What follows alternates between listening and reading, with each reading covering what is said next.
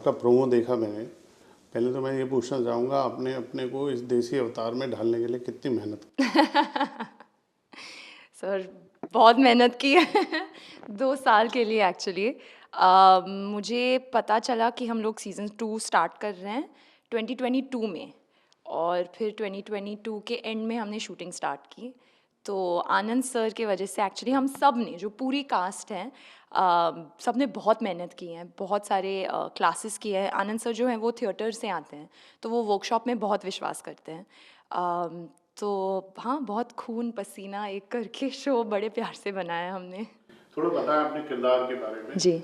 बहुत टफ दिख रहा है, प्यार में धोखा या क्या? थोड़ा सा कुछ खुलासा कीजिए आप हमारे दर्शकों के लिए। जो तमन्ना शर्मा है, जैसे आपने देखा होगा सीज़न 1 में, वो एक पॉप स्टार थी, वो एक स्टार थी, और उसके बहुत सारे फॉलोअर्स थे, उसे बहुत प्यार मिलता था जहाँ भी वो जाती थी।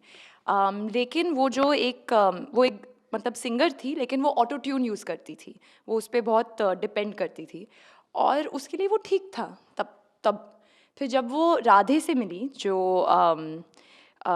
उसका प्यार था, उससे बहुत सारी चीज़ें रियलाइज़ हुई।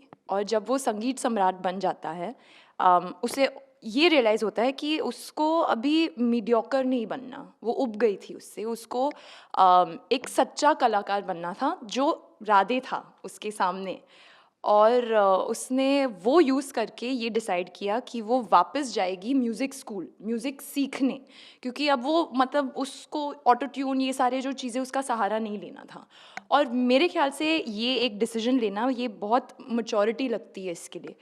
तो जब मैंने प्रेप भी स्टार्ट किया था तमन्ना शर्मा के लिए, मैंने ये ध्यान में रखा था, आनंद सर जो हमारे डायरेक्टर हैं उनसे बात करके, कि मैच्योरिटी जो है वो फाउंडेशन होना चाहिए, और फिर उसके ऊपर से हमने बिल्ड करना चालू किया। तो जो सीज़न 2 में है, अगर आप देखेंगे, और होपफुली आपने देखा है ऑलरेडी प्राइम वीडियो पर, जो तमन्ना शर्मा 2.0 है, वो एक चैप्टर 2 है उसके लिए, वो मैच्योर है। उसमें बहुत एम्पैथी है, जो ये सारी चीज़ें ना एक एक सच्चे कलाकार में आती हैं। लेकिन अभी वो मैच्योर हो गई है, वो एम्पैथेटिक हो गई, इसका ये मतलब नहीं है कि वो परफेक्ट है, कि वो मतलब कोई फ्लॉड पर्सन नहीं है। उसमें फ्लॉज अभी भी हैं, उसमें खामियां अभी भी हैं, और वो डिस्कवर करती जाती है। और जिन जिन से वो मिलती है सीज़न 2 में, वो राधे हो, वो अयान हो, जो भी कैरेक्टर से वो मिलती हैं, वो उसे रियलाइज़ कराती हैं ये सारी चीज़ों के बारे में। तो वो थोड़ा बहुत मेरे बारे में। If I am not wrong, इसमें टीचर प्ले कर रही हैं आपकी जी, दिव्या दत्ता। बिल्कुल।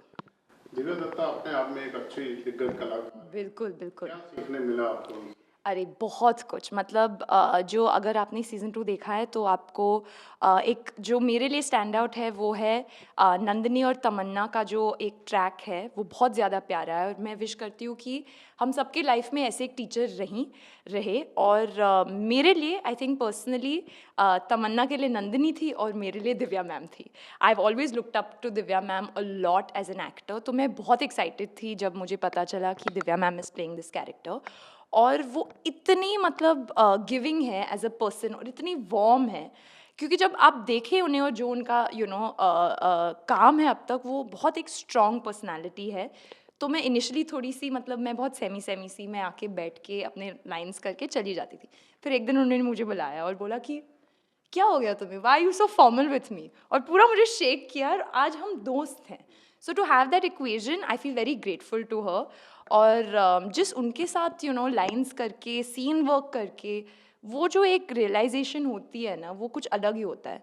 सो आई फील वेरी लकी। और जो जो सीख हैं एक्चुअली सीज़न 2 में तमन्ना के लिए, वो इतने प्यार से दिव्या मैम ने अपने कैरेक्टर के थ्रू मुझे समझाया है, जो सिर्फ तमन्ना को ही नहीं, श्रेया को भी समझ में आ गए। कि वो एक बात है जो मेरे साथ रहा है, वो है कि हम लोग आजकल मेंटल हेल्थ पे बहुत बात करते हैं। सो सब लोग बोलते हैं कि I am not good enough, this is not good enough, ये ठीक नहीं है, वो ठीक नहीं है।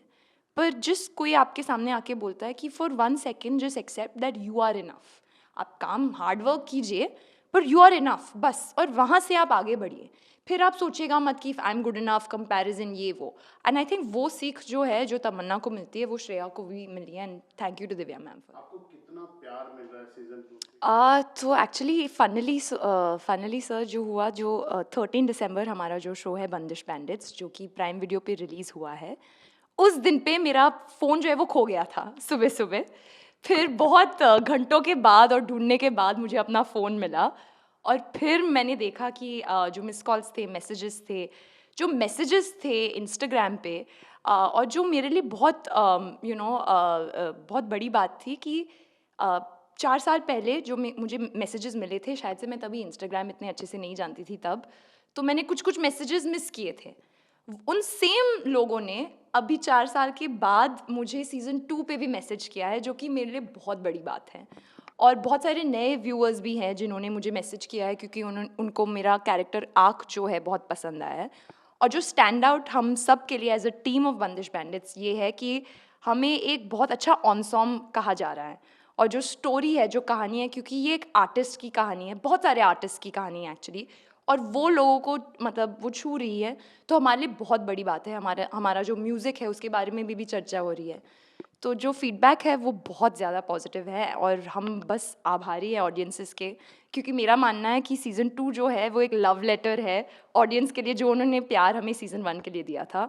और हम लोग डरे हुए थे क्योंकि सीज़न 2 कभी-कभी लोग बोलते हैं कि शायद से लोगों को पसंद नहीं आएगा, पर बहुत लोग बोल रहे हैं कि उन्हें सीज़न 1 से भी कुछ को ज़्यादा पसंद आया, तो हमारे लिए ये बहुत ही मोटिवेटिंग है। चलिए ऐसे ही अच्छा काम करते रहिए, हमारी तरफ से बहुत थैंक यू। शुभकामनाएं। उनसे बात करने के लिए शुक्रिया। Thank you so much. Thank you.